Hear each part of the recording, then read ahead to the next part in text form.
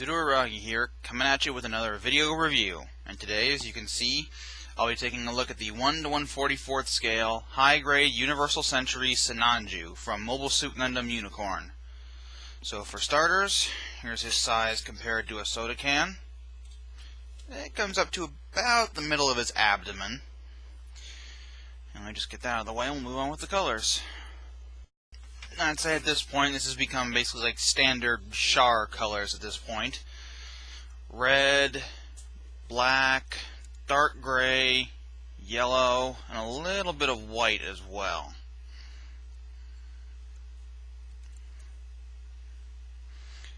Usually Char colors come with a secondary shade of red, but not this time around. Oh, and the gold stickers, of course, that are all over the model. Poseability on this guy is pretty good, and he has a lot of it. Head can tilt back and forth, tilt side to side, rotate, and move back and forth. Arms can move back and forth at the body and up and down at the body a little bit. They can also rotate all the way around. This little section here can move in and out. The shoulder armor can move up and down. Arms can move out to the side that far, rotate all the way around just below the shoulder, bend that far at one joint in the elbow. The hand is on a ball joint. It can tilt side to side and in and out. It can also rotate all the way around, but it's limited by this cuff, so you might want to be careful with doing that. These back thrusters are on a variety of pivots. They can move up and down, in and out, and these little armors can move in and out. The fuel tanks are on ball joints, so they can move whichever way you need. The waist is on a ball joint. It can move back and forth, side to side, and rotate pretty much all the way around, though it gets stopped at certain points by some of those hoses. Front skirts can move up that far, side skirts can move in and out, and rotate a bit. Back skirts can move, which is, as far as I'm aware, a first for a 1/144th scale. Legs can move forward that far, back that far, move out to the side that far, rotate just a bit at the hip, bend that far at one joint in the knee. This little panel here on the side of the leg can move. There is a joint in the ankle that can move back and forth and rotate just a little bit. Feet are on ball joints. They can rotate side to side, tilt side to side, and move up and down. Now for the accessories, and hoo boy, this guy has a few. So to start things off simply, we'll talk about the various extra hands he comes with. For starters, you can see he has the closed fists, but he also has two grasping hands and a second right hand trigger finger for the rifle. Of course, getting a hand into his wrist is very easy. Just take the existing hand out and then pop the new one in its place. He also comes with two of these red beam sabers, which you can see here. They're fairly nicely detailed for the size. They come with two transparent yellow beams.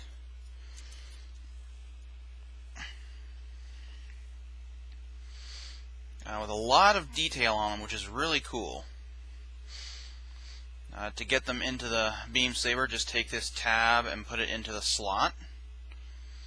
And then, of course, just drop it into the hand. And there he is holding it. Now, it doesn't go all the way down in his hand like you would think due to that cuff, but still looks pretty cool. His next accessory is his beam battle axes, I think.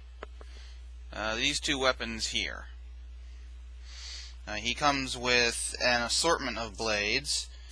He comes with a short blade, which there are these slots here, tabs in there, just put him in like that. Or, if you prefer, he comes with long blades to make a beam sword. They just attach the same way like that.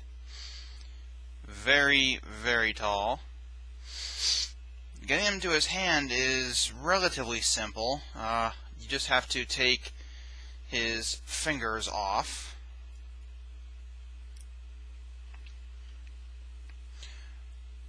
Wrap them around the hilt and put the hand back on, or put the back of the hand back on.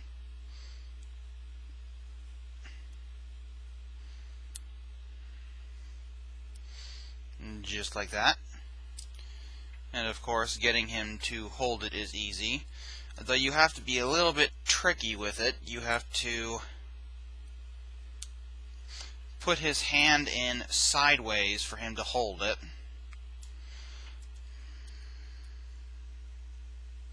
But looks pretty cool. And of course, the two blades can combine with these clips at the end and either give you a beam sword with a short beam extension on the bottom, or take the short beam off the other end and put the other long beam on, and you get this massive beam lance, which, depending on how you pose it, looks pretty awesome. For the next weapon, we've got his beam rifle, which you can see here. It has just a little bit of posability in this clip here, but I'll get to that in a minute. There's a bit of assembly required for you to get him to hold it. He's got a scope here, which has a pretty big green sticker right there, and this little piece here can tilt in and out. Not entirely sure why. I think it is supposed to be like a compound scope you see on some assault rifles. Anyway, he's just got these tabs there, slots there, just put them together. And of course, as mentioned previously, he's got the trigger finger hand. Just take the fingers off. There is a tab here on the grip, a slot here in the hand. Put them together, and then put the fingers back into place.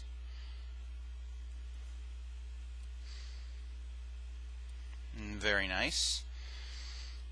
And then just put the hand into his arm, and there he is with his beam rifle equipped.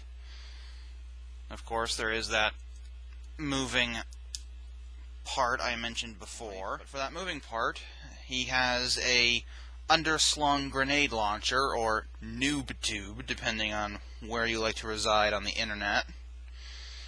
To attach it, just fold this panel down. He's got a tab here and a slot here. Slot here, tab there. Just line them up. Then close this panel. And there his rifle is with the grenade launcher attached. It doesn't really change the look all that much, but it looks pretty cool. Now, the weapon can be stored. Just get all of the various attachments and the hand off. Alright, so to store it on him, he has this clip here. It goes on the back of his waist. Just gotta get him out of the way, or get his torso out of the way, in these fuel tanks. There is a panel right here. You just need to flick that off. Take this clip here, put it into that slot there if you can see it. It's a bit tricky to do with these fuel tanks in the way. Actually, fuel tanks and his backpack. Almost. Got it. Just sits there nicely on his back. And then he's got this section here with this little bump. You just put that in there. Just get it all lined up. Wait, no. I put that on backwards. Yeah, it fits either way, but there's a way it's supposed to go.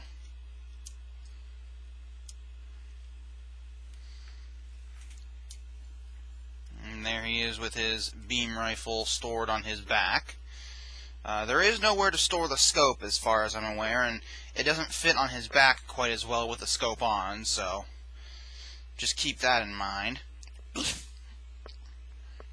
And of course he's got this very big shield. The nice Neo Xeon logo there. This little clip that rotates, tilts, and you can also reattach it to get it on the back of his arm instead. But for now, to get it onto his arm, there is a slot here on the back of his forearm and a tab here on the shield. Just get those lined up.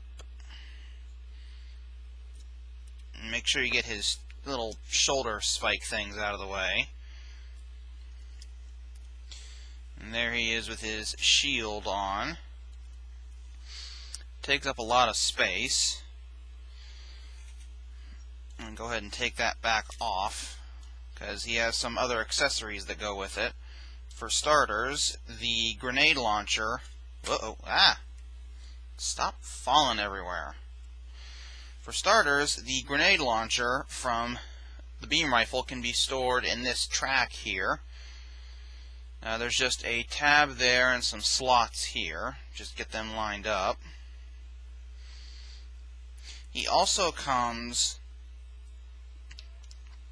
with a secondary set of beam axes that, as far as I'm aware, he can't actually wield. They're virtually the same to the regular beam axes. Aside from that, you can just put the blades in them all the same. They just can't combine. Instead, they store on these ports here on the underside of the shield with these little pegs. There are also tabs here that go into these slots here. Or slots into the tabs. Ugh. I am just throwing everywhere around today. And of course the axe blades can still attach like this.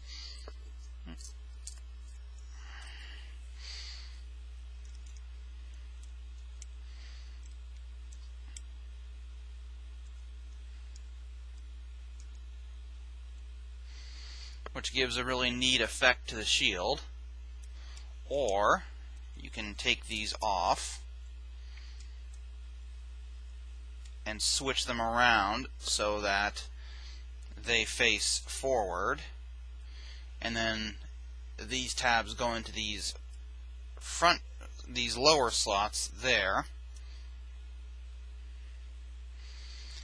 Then you attach the longer blades, and then he can have huge blades sticking out of the front of his shield, which, depending on the pose, looks really awesome. And of course, even with all these accessories on there, it still goes onto his forearm, though these shoulder spikes tend to get in the way. But there he is with his shield equipped and all of the various accessories on it. That wraps up my review of the 1 to 1/44 scale high-grade Universal Century Sinanju. So, until the next review, bye-bye.